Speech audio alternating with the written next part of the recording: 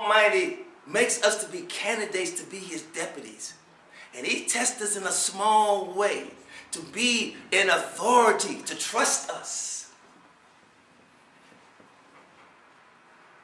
It's like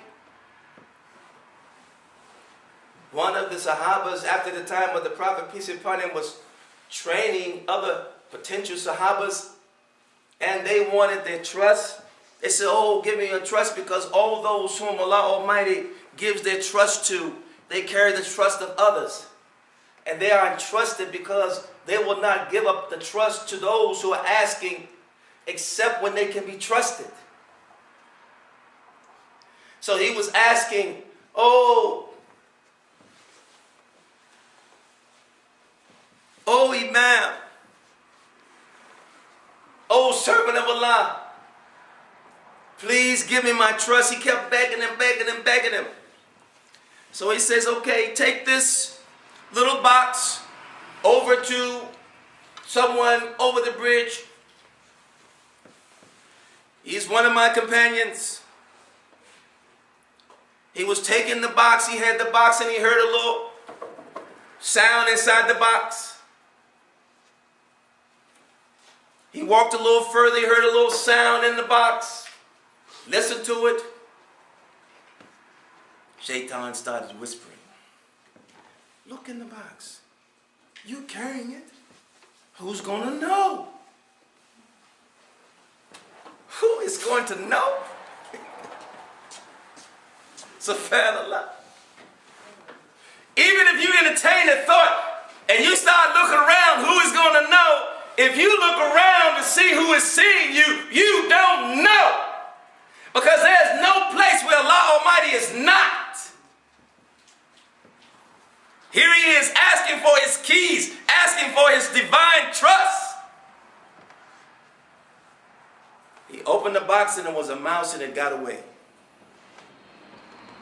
He closed the box, pretended like nothing ever happened. Did he think that he could get away with that lie? What was he thinking? He wasn't thinking. And when he took it to that servant over there and he looked and he got the box, he says, where's my trust? Where's what you were bringing me? He thought he didn't know. He said, you want your trust. And you want to be established in strength and power in the land, but you can't even be trusted with a mouse. To bring me a mouse, a small thing. You want to be a big thing? You say that you are a follower of Allah and his apostle, and you cannot be trusted with a mouse?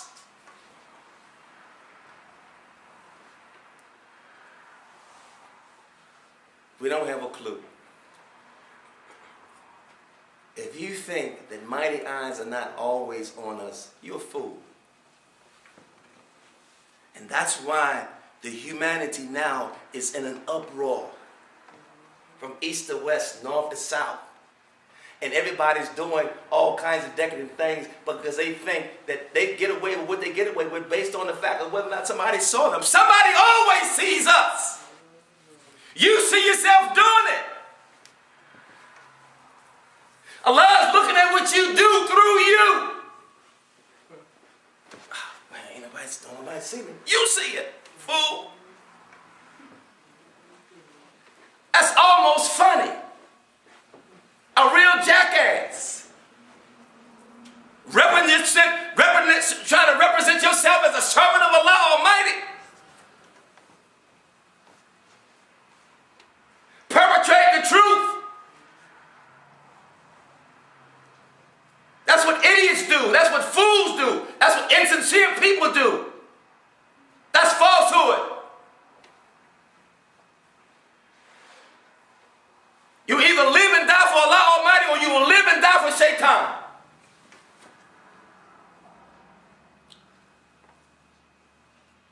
Don't die in that act of disobedience because it continues over like someone who commits suicide. It happens over and over and over again. It never finishes. Unless Allah Almighty's mercy reach us.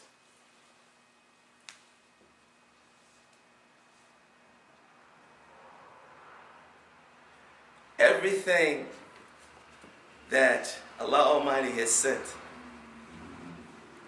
in this world, He has sent it through His deputies. He tested Pharaoh.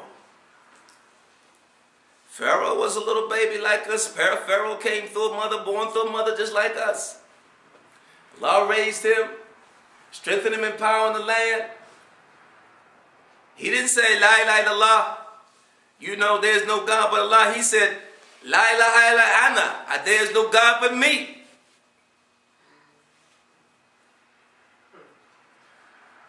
After building all of that huge kingdom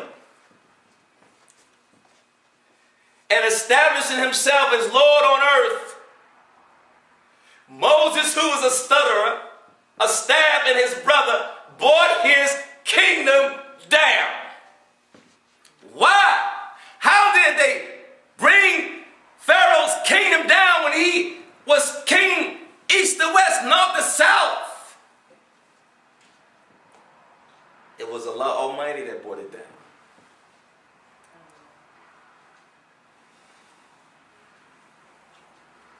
Allah says, when Allah says, Kalban Mukman, Arshallah, the heart of the believers, the throne of Allah Almighty, there was no longer that throne in Pharaoh. His throne was an earthly throne, and the value of that earthly throne was of the wing of a mosquito. It had no value, nothing.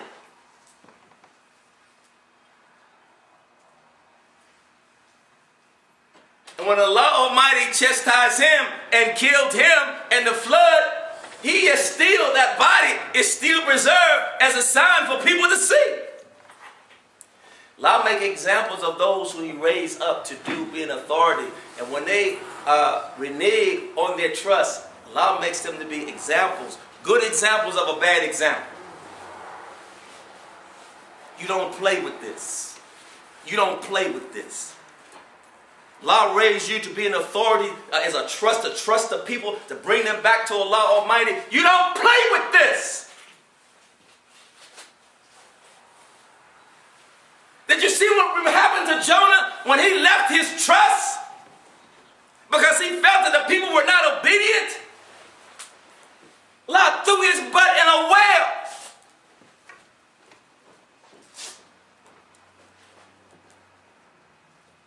That's what Allah did to one of His prophets. What about us?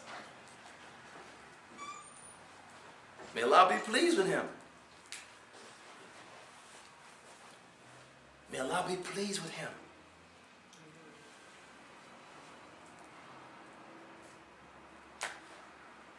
We take things so lightly. We sell our souls for a miserable price. This life has no value. It's just a test. And you're going to give up your Lord and your station in the next life for the spoils of what? For a dunya, which is nothing? This is not even the real world. That's why nobody stays here. Have you ever known anybody that stayed here from the time that they came? At some point in time they left because this is not their real home. This is only their places of working and to be tested and tried and to do what they were sent here to do for purpose. Then they leave here. We don't think that Allah's not going to snatch us out of here one day. And because you are in the world now, you feel you're always going to be in the world. Wisdom is the lost treasure of human beings. We've lost our wisdom.